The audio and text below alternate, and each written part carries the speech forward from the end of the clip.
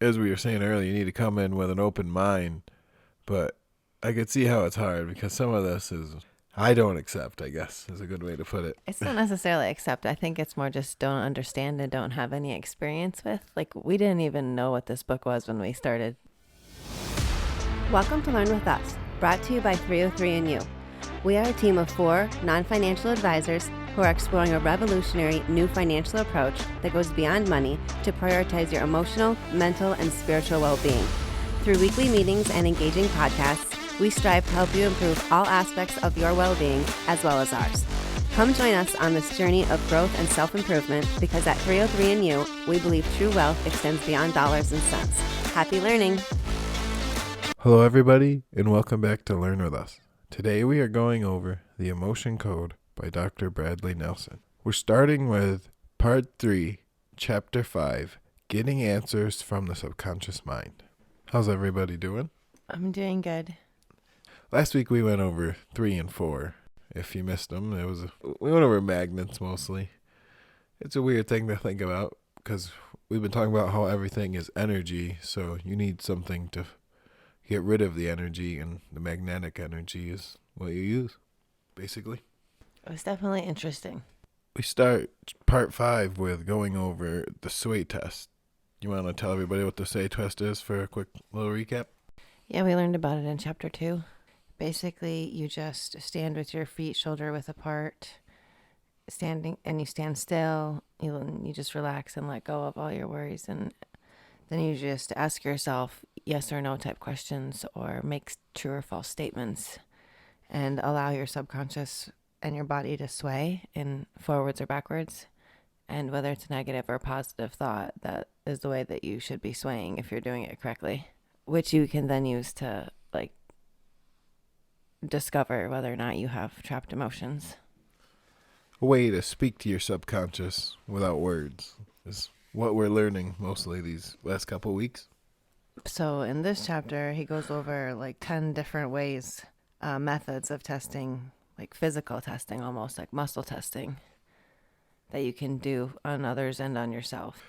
I do recommend you get a book. It was very interesting because there's so many different ways that there's one that I even found one that I wanted to try to focus on a little more each week. Yeah, we tried 6 of them on each other, different ones, and some worked better than others. Some of you don't even need a partner. There's personal testing. I know you wanted to pinpoint on this one story about the vitamin C and the artificial sweetener. Oh, yeah. The testing that they did. That's the one where they were holding up vitamin C and what was the other drug? Oh, sweetener. Yeah, he just said that. In a sealed envelope. But their bodies could feel what was inside the package, and it's been repeated in multiple tests. Isn't it like a one-time thing where the energy that is given off by vitamin C is felt in your body? And the muscles tested strong if they were holding vitamin C, and the muscles tested weak if they were holding artificial sweetener, repetitively. That was the point. Because it confers with everything else he's been saying lately, or after this point even. He continues on to say that all these tests is weak and strong, so your body does really know what's weak and what's strong, or what's good and what's bad for you. So when you're saying yes or no, it does make it strong or weak, just like the sweetener or the vitamins. So the first one he goes over is the basic arm test. And that's where you just test use pressure and test somebody else.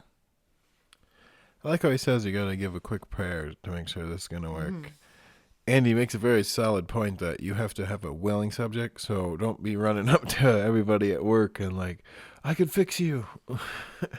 Yeah, the person has to be open to it and has to practice probably more than once to actually even understand and how to connect with their subconscious in order to get correct answers. Because, I haven't figured it out yet. We're practicing what we preach. We've been trying all these methods to see the partner ones, the individual ones. There's another one called the leg length test, where it's about just basically again with the emotion and whether or not it's true or false, and Your legs literally like shrink in size. That's a strange one. We didn't try that one. Yeah, I wonder, how that even works. You get in a suit, can you be off an inch by lying? It literally says it's not uncommon to see differences of as much as half an inch in the apparent leg length when the body is giving you a no answer. Half an inch? That's what it says. Wow. I missed that. No, we didn't do that one. There's the elbow test. Those are for couples to do together. Then there's a couple for yourself too. You can do the hand solo method where you just push one finger down with more pressure on the other finger. You have to. No, he gives some good stories to how to use them in a practical situation. One of the ones I liked for a solo was the ring test. He says it's more of an advanced one. The ring and ring method. Yeah, that one. It's the only one I had success with myself. Yeah, I had good experience testing with a pendulum. I thought that one was kind of fun. We used a necklace, so it's not something you have to have a legit pendulum either. Something that is easily able to sway, at least in our experience. For those of you who haven't got the book, the pendulum method is you hold it with up to like 3 inches or up to an inch, whatever works best for you. And you just say good statements, as we keep saying, or bad statements, and see which way it flows. And you can tell yourself, I want the good statements to be up and down, and it will start going that way. I found that pretty cool. At least for me it worked too. But I couldn't really get clear answers out of, like, when I was trying to ask the emotional questions, I couldn't get anything to really happen. But names, mostly, I could get a little result. I found it interesting that it says that because in the beginning I was having a hard time, just felt like I was always testing strong. And it says that if the person you're working with is always testing strong, it's usually one of two problems. They're either dehydrated or they have bones in their neck that are misaligned. Like, those are the reasons, like, if it's not working.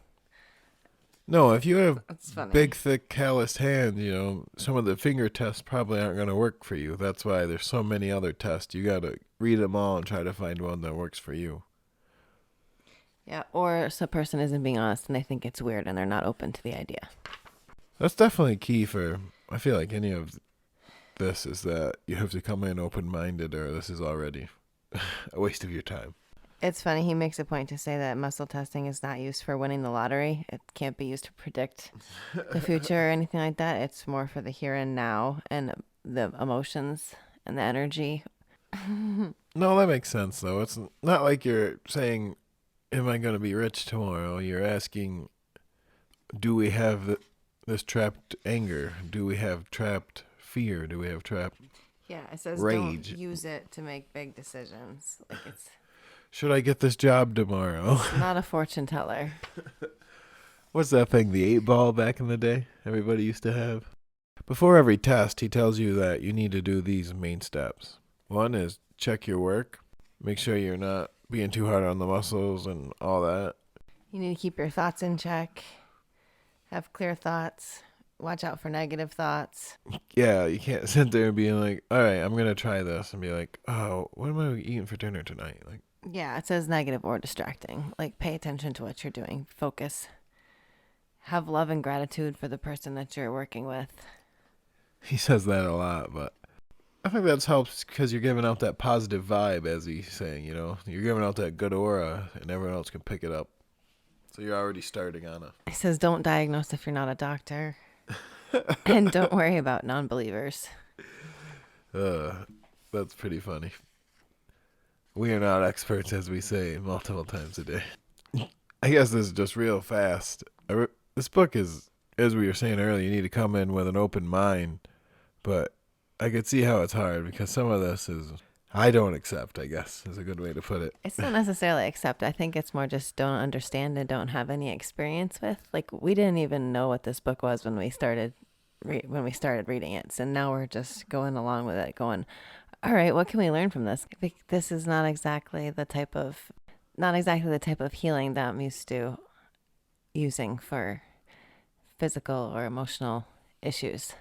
It's not, and the point we're getting from the book is not necessarily the trapped emotion part. It's the fact that there is a subconscious thing, and that's what I'm mostly trying to learn from this, that there is the subconscious part that we need to control and get some sort of And how everything is connected. conversation with each other.